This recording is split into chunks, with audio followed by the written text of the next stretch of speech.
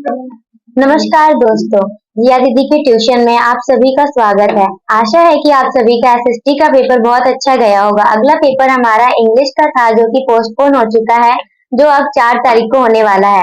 अगला पेपर हिंदी का है जो कि मंडे को होने वाला है। उससे रिलेटेड कुछ इंपॉर्टेंट क्वेश्चन जिया दीदी के थ्रू इस चैनल पे हम डाल रहे हैं और अच्छी जानकारी पाने के लिए रिया दीदी के चैनल को सब्सक्राइब करें और इम्पोर्टेंट क्वेश्चन जाने और पेपर में टॉप करें। हिंदी का पहला क्वेश्चन है, व्याकरण पर आधारित निम्नलिखित बहुविकल्पीय प्रश्नों के उचित विकल्प चुनकर अपनी उत्तर पुस्तिका में लिखें। पहला, राजपुरुष के समास का भेद बताइए।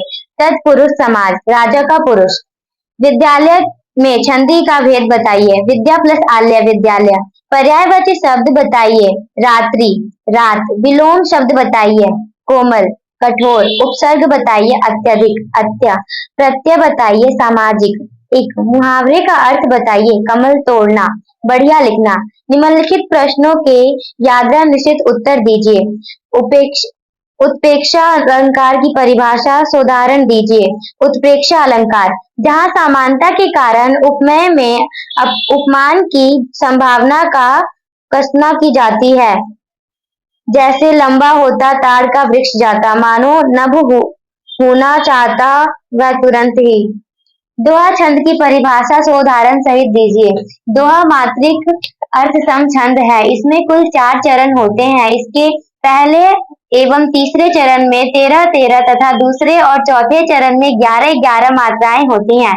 इस प्रकार इस छंद की प्रत्येक पंक्ति में 24 मात्राएं होती हैं। प्रत्येक पंक्ति के अंत में अर्थात दूसरे और चौथे चरण के अंत में लघु होना अनिवार्य है। विकारी शब्द किसे कहते हैं? उदाहरण सहित लिखिए। जिन शब्दों में लिंग, वचन, कारक, काल, वाच्य आदि के कारण परिवर्तन होता है विकारी शब्द कहलाते हैं, जैसे सर्वनाम, विशेषण, संज्ञा आदि। शब्द व पद में अंतर बताइए। शब्द, एक या एक से अधिक वर्णों से बना हुआ स्वतंत्र तथा सार्थक ध्वनि समूह शब्द कहलाता है। पद, जब किसी शब्द को व्याकरणिक नियमों के अनुसार वाक्य में प्रयुक्त किया जाता है वह पद कहलाता है।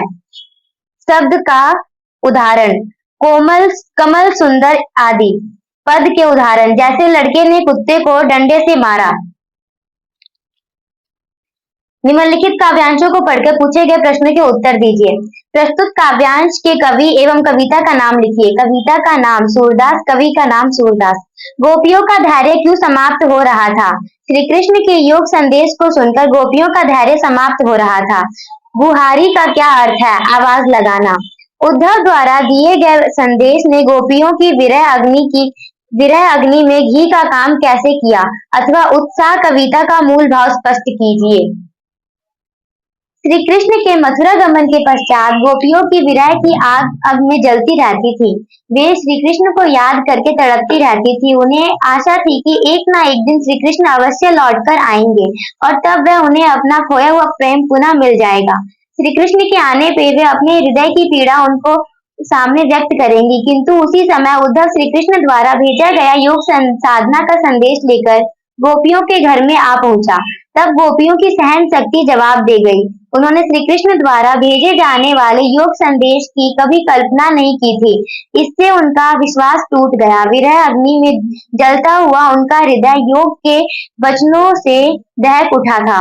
योग के संदेश ने गोपियों को विरह अग्नि में घी का काम किया था, इसलिए उन्होंने उद्धव को श्री कृष्ण को मनचाही जली कटी सुनाई है। स्वयं प्रकाश और यशपाल का जीवन परिचय लिखिए। स्वयं प्रकाश का जीवन परिचय। स्वयं प्रकाश जी हिंदी के प्रमुख कहानीकार हैं। उनका जन्म सन 1947 में इंदौर में हुआ था। उन्होंने मैकेनिकल इंजीनियर की शिक्षा प्राप्त की थी। उनका बचपन राजस्थान में बीता था और नौकरी भी उन्हें राजस्थान में स्थित एक औद्योगिक परिस्थान में ही मिली। उनके जीवन का अधिकांश समय राजस्थान में व्यतीत हुआ। अब वे स्वैच्छिक सेवानिवृत्ति के पश्चात भोपाल में स्थायी रूप से रह रहे हैं। आजकल वे वसुधा नामक पत्रिका के संपादन मंडल से जुड़े हुए हैं। प्रमुख रचनाएं। स्वयं प्रकाश का नाम कहानी के क्षेत्र में बड़े आदर के साथ लिया जाता है। उनके 13 कहानी संग्रह प्रकाशित हो चुके हैं। उपन्यास, बीच में विनय, ईंधन आदि। प्रमुख पुरस्कार, उनकी साहित्यिक सेवाओं के लिए उन्हें पहल सम्मान, बनमाली पुरस्कार, राजस्थान साहित्य अकादमी पुरस्कारों से सम्मानित किया गया है। भाषा शैली स्वयं प्रकाश की कहानियों को भाषा सरल, सहज एवं पात्रानुकूल है। उन्होंने लोक प्रचलित तत्सम शब्दों का प्रयोग भी किया है। उन्होंने विषय को गहराइयों से समझने का प्रयास किया है। रोचक किस्सों किस्सागोई शैली में रचित उनकी कहानियां हिंदी की वाचक परंपरा को समृद्ध करती हैं। निम्नलिखित काव्यांश को पढ़कर पूछे गए प्रश्नों के उत्तर दीजिए। पहला, लक्ष्मण सब धनुषों को कैसे मानते थे? लक्ष्मण सब धनुषों को एक समान मानते थे। राम ने धनुष को किस धोखे से छू लिया? लक्ष्मण ने कहा, धनुष बहुत पुराना था, इसलिए राम के छूने मात्र से ही धनुष टूट गया। परशुराम लक्ष्मण का वध क्यों नहीं कर रहे थे? परशुराम लक्ष्मण का वध बालक समझकर नहीं कर रहे थे। परशुराम विश्व भर में अपने किन गुणों के कारण व्याख्यात थे? परशुराम विश्व भर में क्रोध के कारण प्रसिद्ध थे। छत्रपति वंश से घृणा करते थे। निबंध, पेड़ पौधे और हम। प्राणी जगत और पेड़ पौधों का अन्यायित संबंध है। पेड़ इस धरती पर रहने वाले संपूर्ण प्राणी जगत के लिए अमूल्य धन है। यह हमारी धरती और पर्यावरण का श्रृंगार है। पेड़ पौधों को खिलने वाले फूल प्रकृति के सौंदर्य को चार चांद लगा देते हैं। गुननचुंबी बर्फ से ढकी पर्वतों की चोटियां, गर्जना करता सागर, पक्षियों की चहचहाहट जिसको मंत्रमुग्ध ना कर देगी। स्वर्गीय पंडित जवाहरलाल नेहरू ने कहा था, एक उगता हुआ वृक्ष राष्ट्र की प्रगति का जीवित प्रतीक है। मनुष्यों का वनस्पति से बहुत पुराना नाता है। भारत की प्राचीन संस्कृति में वृक्षों को बहुत पवित्र समझा जाता था और पीपल, तुलसी, केला, नीम इत्यादि पेड़ों की यह विश्वास आज भी प्रचलित है। ऋषि मुनियों के आश्रम वनों में होते थे। एक प्रचलित उक्ति है, एक वृक्ष को लगाने से उतना ही मिलता है जितना 10 गुणवान पुत्रों का यश मिलता है।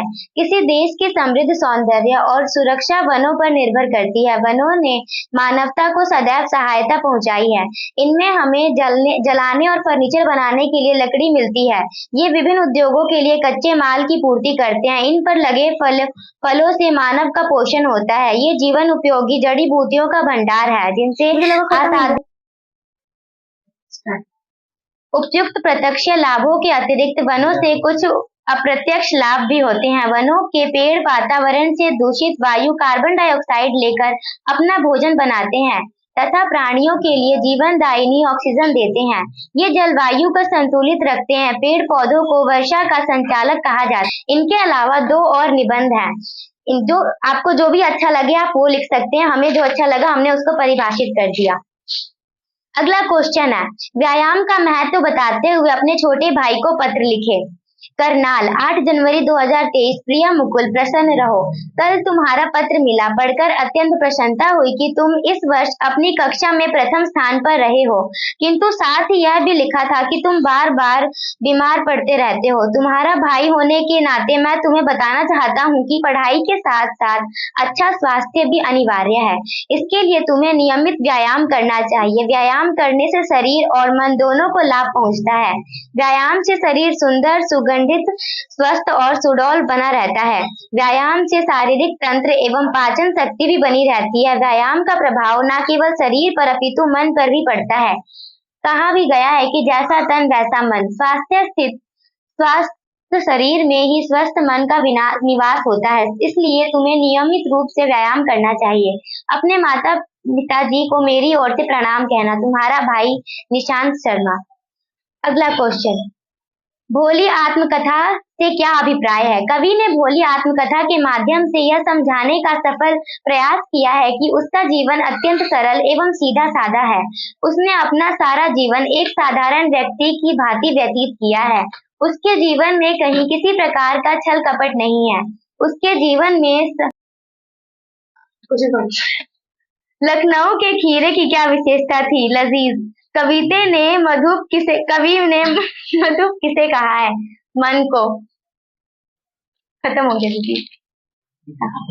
बाल गोविंद भगत के मस्तक पर कैसा चंदन लगा रहता था? रामानंदी।